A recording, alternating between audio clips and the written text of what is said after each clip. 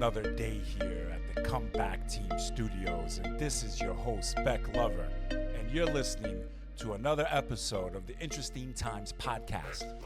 I'm the Beck Lover podcast, where I cover all the news stories, all the headlines, anything that's interesting or crazy or I think you should know about. So make sure you hit that subscribe button and stay tuned, because I do all the work for you folks. You're at the right place.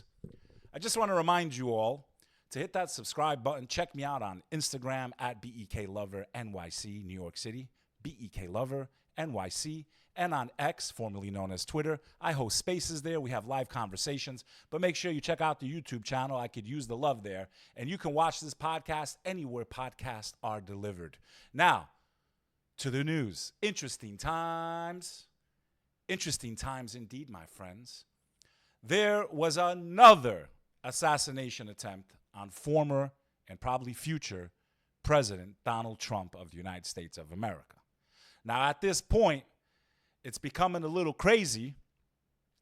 So many different rumors swirling around that he was golfing, changed his plans last minute. How did this guy know, unless there's a mole in amongst his midst?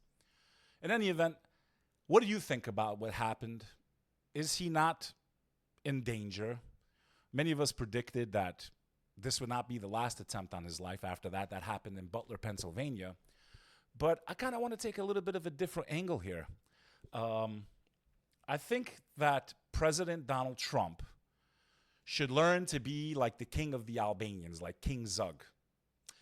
The king had over 50 assassination attempts on his life.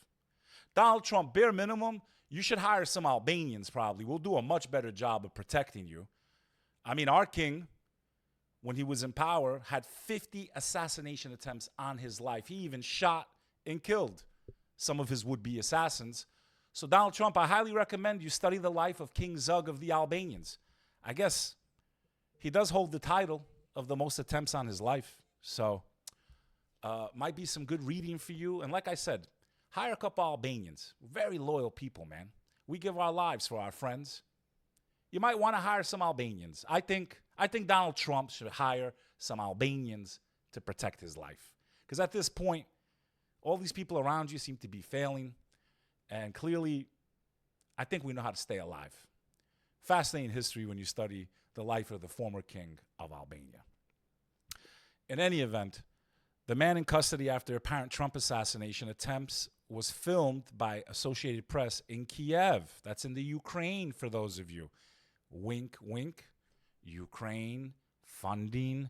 Trump might end the war. This person's pro-Ukraine, wants more and more billions of dollars to go there to help the Ukrainians. I don't know if that was the motive, but without even reading the article, seems to be making a connection there, doesn't it? The FBI said Donald Trump was the target of what appears to be an attempted assassination at his golf club in West Palm Beach, Florida, on Sunday, just 9 weeks after the Republican presidential nominee survived another attempt on his life. Roughly 2 months ago, Trump was shot during an assassination attempt at a rally in Pennsylvania, and the bullet grazed his ear. There's no quick fix, retired agent says, of adding more personnel to the Secret Service. Retired supervisory Secret Service agent Bobby McDonald, now a criminal justice lecturer at the University of New Haven, said Monday that he hopes the agency will analyze the Sunday's events and take ownership of what went right and what went wrong, and use it to improve as it moves into the home stretch of the election season. Well, they better start learning quicker. I mean, this is their only job, is to keep these guys and girls that they protect alive. And it seems like something really weird is going on. TMZ reports body cam footage of would-be Trump shooter released. Let's see. Driver! Take 2 steps to your right! Take 2 steps to your right! Driver! Walk straight back!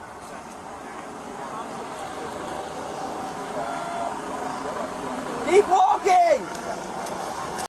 Body cam footage of Ryan Westley Routh's arrest has surfaced in the aftermath of the suspect's alleged attempt on Donald Trump's life. Martin County Sheriff's deputies are seen shouting orders at the alleged would-be shooter after he was pulled over on a Florida highway Sunday. As Ralph comes into frame, he is seen walking backward while holding his shirt high above his head, proving he had no concealed weapons on his person after allegedly attempting to assassinate the former president on a golf course in West Palm Beach, Florida. Well, looks like that dude's going to jail for a long, long time. Ryan Westley Ralph in court, charges announced. The U.S. District Attorney's Office for the Southern District of Florida released an affidavit in which an FBI agent claims Ralph's public Facebook post from July 10th urged followers to contact him via WhatsApp and points out records apparently placing the phone near the golf course from 1:59 a.m. to 1:31 p.m. on September 15, suggesting he was scouting the area before the attempted assassination. The affidavit also notes Ralph was seen fleeing in a Nissan SUV, which was later stopped by police. Ralph was the sole occupant and acknowledged knowing why he was pulled over. Ryan Westley Ralph, the man suspected of attempting to assassinate Donald Trump at his West Palm Beach golf course Sunday, made his first appearance in Florida court Monday morning. Ralph was charged with 2 counts, possessions of a firearm by a convicted felon and possession of a firearm with an obliterated serial number. Ralph will be back in court Monday, September 23rd. So, pretty crazy. Like I said, Donald Trump, you better study the life of the king of the Albanians. 50 assassination attempts and he survived. My condolences go to the Jackson family. The only member of the Jackson family I ever met was Joe Jackson. It was a very interesting meeting with him. I met him in the Hilton. It's actually where Donald Trump had his victory speech when he became president the first time in that election. I used to work there, and I was in the elevators, and I ended up running into Joe Jackson. And I can tell you that the energy on this guy was kind of dark. He took a picture with me. It's somewhere on my Instagram. If you go to You Know Them, you'll see me and Michael Jackson's dad and Tito Jackson, who now passed away. Tito Jackson, member of the Jackson 5 and brother to Michael, dies at 70. My condolences to him and his family. And I'm sure he's up there now with Mikey Boy, and they're doing moonwalks literally on the moon. My condolences to him as they slowly reunite in the next life. The Jackson 5 is now down to Jackson 3. Speaking of 300 prisoners escaped Nigerian prison after floods. This is reported by Reuters. Abuja, which is the capital of Nigeria, for those of you that are ignorant and never opened up a map in your life. Devastating floods collapsed walls at a jail in Maiduguri in northeastern Nigeria early last week, allowing 281 prisoners to escape, prison authorities said on Sunday. 7 of the escaped inmates have been recaptured. Imagine out of 300, you're only 7 assholes that get caught. Like 280 get out, and out of all of them, only 7 of you get caught. Like, imagine you're one of those 7 assholes. Like, I'm free. No, you're not. Put your fucking hand. You're done. Like, that's really got to suck. The floods brought down the walls of the correctional facilities, including the medium security custodial center, as well as the staff quarters in the city. Operation to recapture the remainder of the inmates was underway. The flood has killed at least 30 people, according to the country's emergency agency, and affected 1 million others, with hundreds of thousands of people forced into camps for displaced people. Keep running, guys. Israel, reported by PBS, says a high probability its own airstrike killed 3 hostages in Gaza last November. On Sunday, the Israeli military said there was a high probability that the 3 hostages found dead months ago were killed in an airstrike. I'm pretty sure they blamed it on Hamas. The army announced the conclusions of its investigation into the deaths of Corporal Nick Beziger, Sergeant Ron Sherman, and Elia Toledano. It said investigations had determined that the 3 were likely killed in a November airstrike that also killed a senior Hamas militant. And that must be really devastating to the family of the victims, knowing that they were killed by their own military that's supposed to try to help them get out of there alive. That's why you had massive protests last week of these family and people who don't support the conflict and want a final negotiation to bring the rest of them home. And I do pray for their safety. And it's horrible, but also what is happening to the Palestinians is absolutely horrific and unjustifiable. Germany signs an agreement on migration with Uzbekistan. I do love Uzbekistan, not only because it has my name in it, but the people are wonderful. The cuisine is delicious. You can try it in Queens if you want. I believe there's some Uzbeki restaurants. And their women are absolutely beautiful because they seem to have a combination of Asian and Russian and European and very, very good-looking people and amazing dancers. Germany has signed a deal with Uzbekistan to enable the migration of skilled workers from the Central Asian nation to support the German economy and return some of its immigrants. I just find it funny that in one way Germany is stopping migration and then another way they're inviting it. It's just, I don't know, man. It's just very weird what's going on in Europe. It's Hispanic Heritage Month here, and I'd like to give a shout out to all the Hispanics, the Latinos. Without you, the world would be a much more boring place. I love your food, your language. Yo hablo porque es muy importante, porque en 10 años todos los Estados Unidos son latinos. Porque inmigración de país de Sudamérica, muchas personas viven en Estados Unidos en 10 años y todos hablan español. Shout out to my Latinos. Can you just turn down the system in your cars? That's all I ask, man. Listen, I love bachata music here and there, and I love, like, do you realize you're going to go deaf? And I'm not saying all Latinos, but you know what I'm talking about.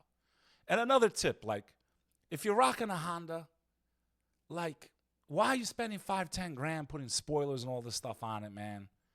And the loud exhaust. Like, what are you gaining, man?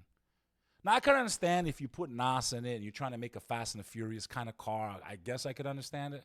But other than that, why are you sinking money into a depreciating asset that's never going to turn into a classic?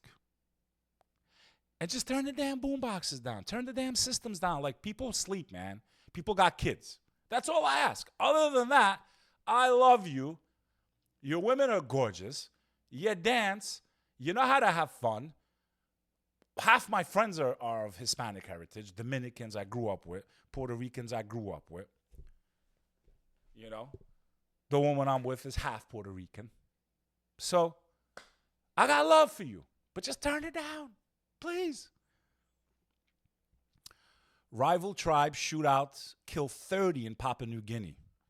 A series of shootouts, this is reported by BBC, a series of shootouts between rival tribes over a disputed gold mine has left at least 30 people dead in Papua New Guinea, police said on Monday. Security forces have been given emergency powers to stop the fighting, including the use of lethal force, according to the country's police commissioner. Alcohol sales have been banned and an overnight curfew is in place. Unrest had been brewing near the Porgera gold mine in the country's central highlands ever since members of the Sakar clan settled on land owned by their rivals, the Pi'andi, sometime in August. Police say that Sunday alone, more than 300 shots were fired by tribesmen after peace talks between the clans had failed. This deteriorating situation has been called illegal miners and settlers who are using violence to terrorize local communities. Put simply, if you raise a weapon in public place or threaten another person, you will be shot. It sounds like they're having some battles between clans. I think it's time to call in the Wu-Tang clan to broker the peace deal. The RZA and the Jizza are needed in Papua New Guinea. U.S. officials question if easing Ukraine weapons restrictions would pay off. As the U.S. and Britain discuss allowing Ukraine to use Western weapons to strike deep within Russia, which Russia has already said, if you hit us with an American-made missile in Moscow or any of our cities, we will declare war on the West and on NATO. We have never been more closer to World War III and a nuclear war than we are right now. So my advice would be, maybe we shouldn't supply weapons to other countries. Let them fight their battles. It's different if we're going on a peacekeeping mission and we're trying to end something. But this proxy war is really going to backfire on us. And I really do question if this guy's motives was linked to it, because there's a lot of news coming out about that. The guy that tried to take an attempt on Donald Trump's life. The Times of Israel reports top general said pushing for ground incursion to create South Lebanon buffer zone. Defense minister tells U.S. counterpart possibility of reaching diplomatic solution on border is passing, though he is thought to oppose risking all-out war amid manpower worries. Israel's top general commanding the rest of Northern Front has reportedly begun actively lobbying leaders to okay a ground offensive into southern Lebanon with the goal of securing a buffer zone and halting over 11 months of incessant attacks on towns and communities in the Galileo, amid disagreements over the matter among politicians and defense brass. Prime Minister Benjamin Netanyahu's government has come under increasing pressure from both voters and lawmakers in recent weeks to deal with the threat of an Iran-backed Hezbollah terrorist who have menaced northern Israel and turned areas near the border into a veritable war zone, with tens of thousands displaced from their homes due to continued and sometimes deadly drone and missile attacks. I've said this since almost a year ago. I do believe they will go into Lebanon. I think they're going to finish with Gaza, and then they're going to make a move on Lebanon. That's my prediction, if not sooner. At least 8 people have died trying to cross the English Channel. This is by the AP News. At least 8 people died during a failed attempt to cross the English Channel from northern France. The tragedy occurred Saturday just before midnight when authorities spotted a boat carrying dozens in distress near a beach in the northern town of Amidst. A French rescue ship was deployed to the area, and rescue services offered medical assistance to 53 migrants on the beach. And a statement from the French maritime authorities: despite the emergency care provided, 8 people have died. And it is just tragic because desperate people are trying to leave their war-torn countries and impoverished nations for a better life, and they risk their lives to get there. And I can only imagine what it'd be like to be sent back, but I also do not agree with wide open borders, and something needs to be done. Like, maybe stop all these wars that's creating all these refugees. Maybe stop propping up dictators in countries who don't use the resources for the people, but instead for corporate feudalistic purposes. And all of us are pawns and taught to hate each other and be mad at each other when they're destroying all of us everywhere, every place, period. I don't know what this article is. Germany, yeah, that's what I was saying earlier. Germany reintroduces border checks to far right, praises EU tensions mount. Germany has reintroduced temporary checks at all 9 of its land borders in a move that has drawn criticism from several of its European partners, but praise from the far right. The embattled coalition government in Berlin said last week that checks already being carried out in its border with Austria, Poland, and the Czech Republic and Switzerland would be extended to France, Luxembourg, Belgium, and Netherlands. The decision came after a series of deadly knife attacks in which suspects were asylum seekers, and historic successes by the far-right anti-immigrant Alternative for Deutschland party in 2 crunch state elections in the east of the country. Sounds like people are tired of just having wide open borders, and they're feeling the effects, and they're starting to do something about it, like tighten the noose. And America's border has been wide open for years. God knows what kind of animals have squeezed through the ranks of desperate people just trying to have a better life. Women in Iran are going without hijabs as the 2nd anniversary of Mahsa Amini's death approaches. On the streets of Iranian cities, it's becoming more common to see a woman passing by without a mandatory headscarf or hijab as the 2nd anniversary of the death of Mahsa Amini and the mass protest it sparked approaches. There's no government official or study acknowledged the phenomenon, which began as Iran entered its hot summer months and power cuts and the overburdened electrical system became common. But across social media, videos of people filming neighborhood streets or just talking about a normal day in their life, women and girls can be seen walking past with their long hair out over their shoulders, particularly after sunset. The defiance comes despite what United Nations investigators describe as expanded repressive measures and policies by Iran's theocracy to punish them, though there's been no recent catalyzing event like Amin's death to galvanize demonstrators. I partook in some of those demonstrations calling for peace and women's right to choose. Netanyahu warns Yemen Houthis face a heavy price as missile lands in central Israel. Israel's Prime Minister Benjamin Netanyahu has warned Yemen's Houthis to face a heavy price after the group fired a missile deep into Israel. The projectile was fired from Yemen towards Israel at 6 a.m. local time this morning, according to the IDF, who added that it most likely fragmented in midair. The missile fell in an open area in central Israel. Like I said, it is getting very, very heated and very, very hostile in the Middle East. Central Europe braces for more flooding as death toll rises. The death toll for the worst flooding Central Europe has seen in the last 2 decades rose on Monday as authorities in some areas counted the cost of the trail of destruction left by the deluge, while others prepared for the crisis to reach them. Hearts and prayers go out to my European brothers and sisters. The vice presidential candidate Vance defends spreading claims that Haitian migrants are eating pets. I heard the funniest song ever. It was like some guy remixed Donald Trump going, "They eat their cats, they eat their dogs," and he like turned it into this song. It was on TikTok. It was absolutely hilarious. I tried to find it to play it for you, but I couldn't find it. I'm sure you've seen it already. It probably went viral. Boeing, if it hasn't had enough trouble has a strike entering the fourth day as fresh talks loom. Strike by more than 30,000 Boeing employees. Okay, I can only imagine the amount of chaos that is happening in that company. Science alert, these creatures occupy third state beyond life and death. Life and death are traditionally viewed as opposites, but the emergence of new multicellular life forms from the cells of dead organisms introduced a third state that lies beyond the traditional boundaries of life and death. Usually, scientists consider death to be the irreversible halt of functioning of an organism as a whole. However, practices such as organ donation highlight how organ tissues and cells can continue to function even after an organism's demise. The resilience raises the questions: what mechanisms allow certain cells to keep working after an organism has died? We are researchers who investigate what happens. The third state challenges how scientists typically understand cell behavior. While caterpillars metamorphosizing into butterflies or tadpoles evolving into frogs may be familiar developmental transformations, these are a few instances where organisms change in ways that are not predetermined. However, researchers found that skin cells extracted from deceased frog embryos were able to adapt to the new conditions of a petri dish in a lab, spontaneously reorganizing into multicellular organisms called xenobots. These organisms exhibited behaviors that extend far beyond their original biological roles. Specifically, these xenobots use their cilia, small hair-like structures, to navigate and move through their surroundings, whereas in a living frog embryo, cilia are typically used to move mucus. Xenobots are also able to perform kinematic self-replication, meaning they can physically replicate their structure and function without growing. This differs far from more common replication processes that involve growth within or on the organism's body. Researchers have also found that solitary human lung cells can self-assemble into miniature multicellular organisms that can move around. These anthrobots are structured in new ways. They are not only able to navigate their surroundings, but also repair both themselves and injured neuron cells placed.